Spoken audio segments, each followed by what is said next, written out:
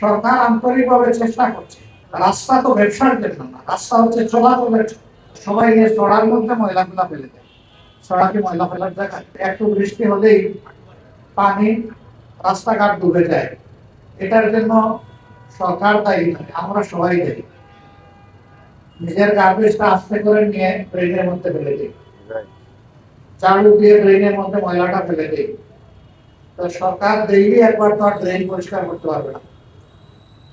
এই ড্রেন পরিষ্কার করা হবে ইনশাল্লাহ, কিন্তু এটাকে রক্ষা করার দায়িত্ব আপনাদের।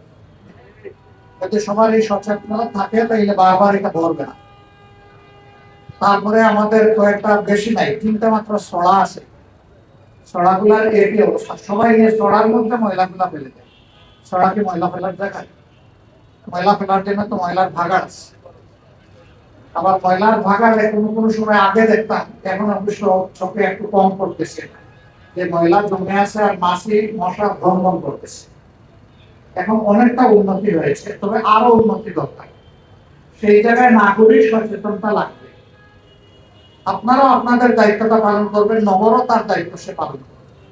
এই উভয় দিক থেকে দায়িত্ব পালন করলে আমরা ভালো থাকবো ইনশাআল্লাহ। এরপরে আসছে কিশোর গ্যাং এবং মাদকের সমস্যা।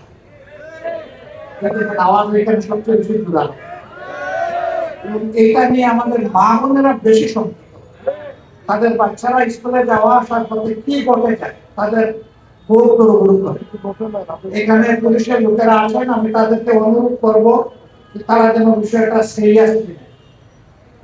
তারপরে আছে আপনাদের সমস্যাগুলোর মধ্যে স্কুলের কোথাও কোথাও কিছু অনিয়ম, কিছু দুর্নীতি পর্যায়ের বিষয়, সেটাও মন্ত্রী মহোদয় শুনে গেলেন।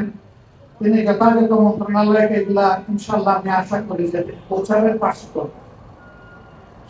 এই কয়েকটা মৌলিক সমস্যা বড় মাত্রায়।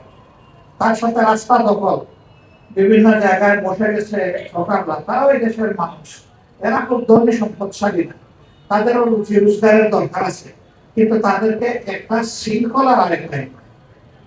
রাস্তা তো ব্যবসার জন্য না, রাস্তা হচ্ছে চলাচলের।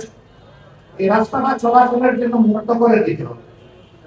এইটা মূলত আমি আশা করবো যে আইন শৃঙ্খলা বাহিনীকে সাথে নিয়ে আমাদের মাননীয় প্রশাসক যিনি আছেন, তিনি এই গুরু দায়িত্বটা পালন করবেন। আমরা তার সাথে সহযোগিতা করবো, সবাই সহযোগিতা করবেন। তো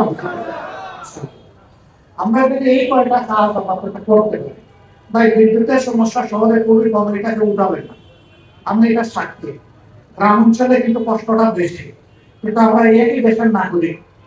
সরকার আন্তরিকভাবে চেষ্টা করছে বিদ্যুৎ সমস্যার সমাধান করার জন্য। ওই সংসদের বিবৃতি বাদ দেয়, বাস্তবতায় চলে যায়। সেটা আমাদের সবার সমস্যা, একদিনের না দীর্ঘদিনের তৈরি সমস্যা। এইগুলাও সমাধানে কিন্তু একটু সময় লাগবে, সময় দিতে হবে।